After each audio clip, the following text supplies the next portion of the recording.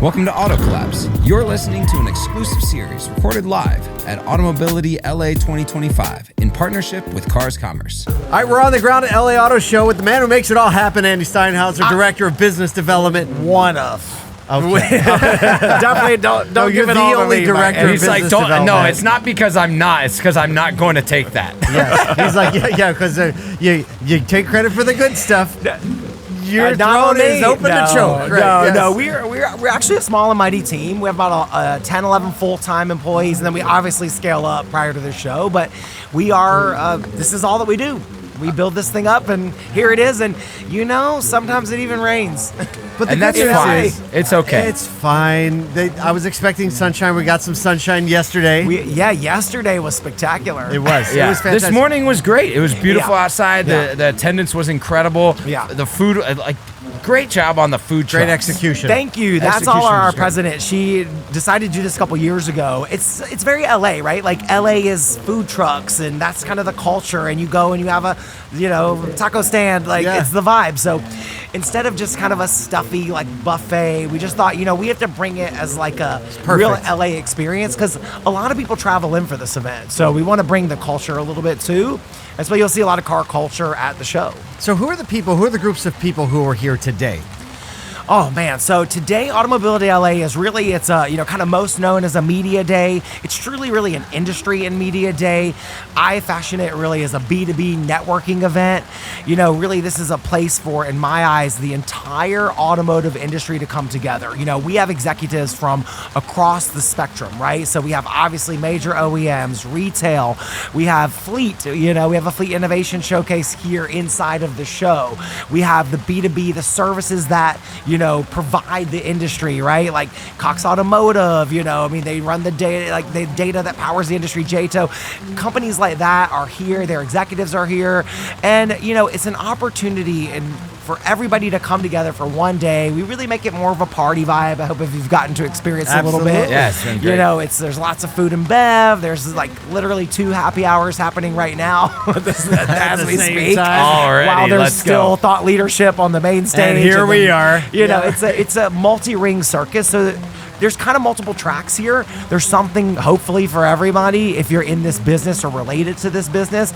And then obviously the media is really, it takes all of us to make this thing work. And in the end of the day, we're all in service of the same goal. And we'll be transparent about it, is we're here to sell cars. Yes. We're here to introduce consumers to product and, help them find their next car. We've had a couple of talks with people that are really trying to challenge the thought that over the past probably 10 years, where OEMs have pulled back a little bit from auto shows, and there's been some skepticism on auto shows, but we're seeing today, and I think you guys are challenging, this is a place where business can happen. Consumers want this. There are consumers that make decisions, make research a priority here.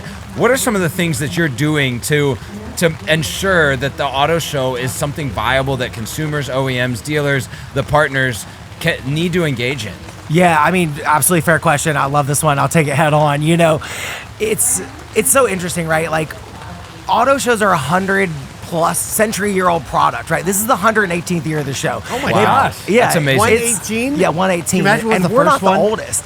New York just did 125 last year, and we believe that a rising tide lifts all boats, and we want all. That's just auto shows because to be Western expansion hadn't happened yet. Right, exactly. We weren't really there yet, but now we're the big auto market. But we believe that auto shows are a vital part of the business. I once heard the CEO of Volkswagen say, call me, crazy idea. If people are paying to see your car, you should be there. And I believe that too. I think that when you think about the concept of the show, right? Where else in marketing does somebody pay a ticket for the commercials? They are they're literally here. That's a really here's good a point. ticket. But we look at it like this, right? We're serving up an opportunity to consumers that is truly unique. If you think about your car buying experience, right?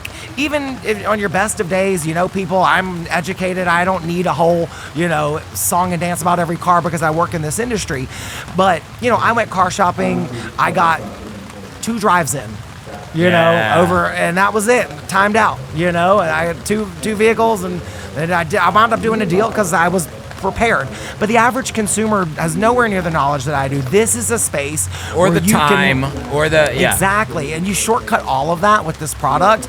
And yes, whether it's a more simplified, smaller market, show, it still serves the same goal. We're fortunate that we have automakers that exist here. We have the media in this landscape. We are an interesting privately owned company, so we can look at the show differently. Yeah. We're able to think about the show from an experiential standpoint and almost an entertainment proposition. Like, I don't know if you guys saw, we have Dave & Buster's here this year. So we have cool. a casino So smart. sponsor. Yeah. I didn't see Dave & Buster's. You'll get there. Okay. So, but we really think it's important. I really think it's a vital part of the business. And so, it's going to evolve. It's going to change. We would absolutely love to have mandatory participation like it was 10 years ago, where every brand had to be here. You were not allowed to skip auto shows. Yes, that has changed, but we still see, incredible turnout and showcase from all of our OEMs, and they get value out of this, because where else can you come in and I got my start in this, I take this very personally, because I got my start in this business working the show floor as a product specialist. For who? Oh, wow. For Chevrolet. So I got cool. cast, for Yeah, Chevrolet. for a product and specialist, I did that for over 5 years, and I've done all the auto shows. I've been to all of them. So I've worked all of them. I've met the people, the conversations that you have. I cannot tell you how many times I was in the Chevrolet booth.